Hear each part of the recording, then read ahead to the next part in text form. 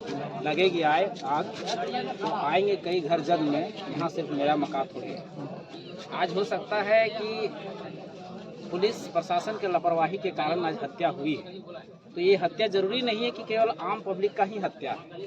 ये हत्या आपके घरों तक भी पहुंच सकती है, यानी कि ये आग आपके घरों में भी लग सकती है।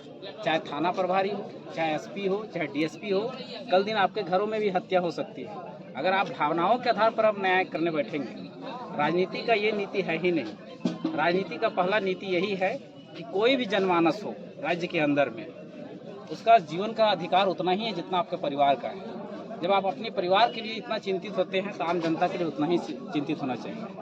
चाहे सिस्टम में बैठा कोई भी आला कमान, ऊपर से मुख्यमंत्री से लेकर मंत्रियों तक, मंत्रियों से लेकर विधायकों तक, विधायकों से लेकर डीआईजी तक, डीआईजी से लेकर एसपी तक, डीएसपी तक, थाना प्रभारी तक और एक आम पब्लिक तक, सबकी जिम्मेवारी उतना ही बनती है। पर सोचने वाली बात है, इतना दुर्भाग्य की बात है कि आज झारखंड में अगर अराजकता की स्थिति देखें, हत्या जुल्म की स्थिति देखें, तो आज हम दो तीन महीना का ब्रीफिंग करते हैं। सबसे पहले आप शुरुआत कीजिए रांची से।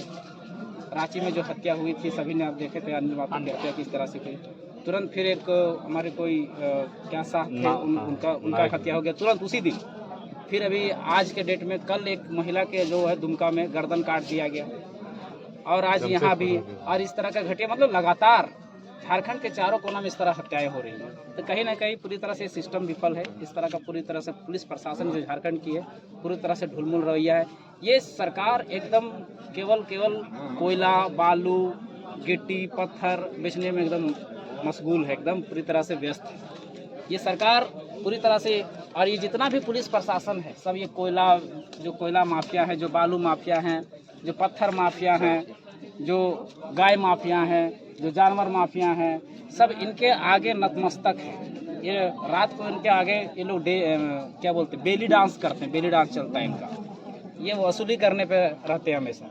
देखिए कल अगर इस रोड से अगर कोयला गुजर रहा है, बालू गुजर रहा है, रात को आप आम पब्लिक रोक दीजिए, ये थाना प्रभारी तुरंत पहुंच जाएंगे वहाँ पर। काहे रोक दिए, क्या कारण था? इसका पेपर ऐसे है, ये पेपर अच्छा है, उसका पेपर वेरीफाई करके आया है अमेरिका के, वो क्या बोलते हैं उसका, नहीं यूएनओ से वो कोयला का जो पेपर होता है वेरीफाई होके आता है इनके पास, जांच करने बैठेंगे।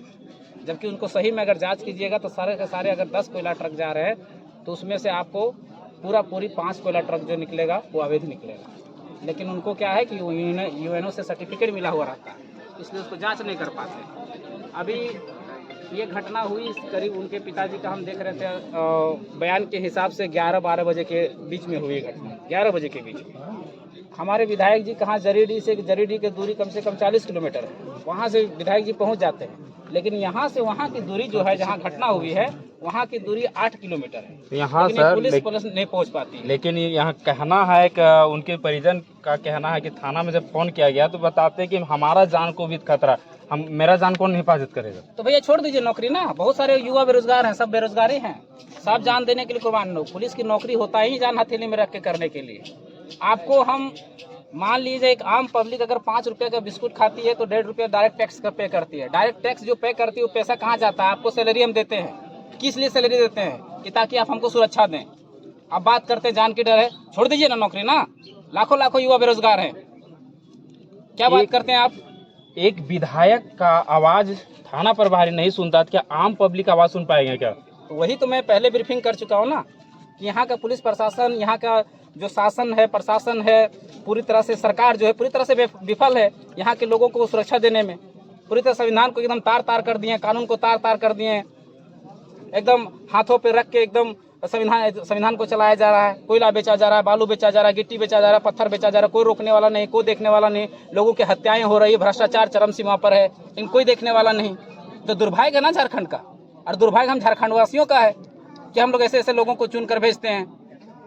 जब देखिए कभी भी भ्रष्टाचार जो होता है, एक इन्फ्लेशन का लॉ पढ़े थे हम अर्थशास्त्र में, उसमें एक नियम है कि भ्रष्टाचार ऊपर से नीचे की ओर प्रवाहित होती है। तो जब ऊपर ही भ्रष्ट है तो नीचे भ्रष्ट होगा ही। और इस तरह के लोगों को, इस तरह के जो भी हैं, जो भी दोषी हैं, उनको जितना जल्दी हो सके कार्रवाई किया जाए, इनको सस्पेंड किया जाए। ऐसे पदाधिकारियों की यहाँ जरूरत नहीं है।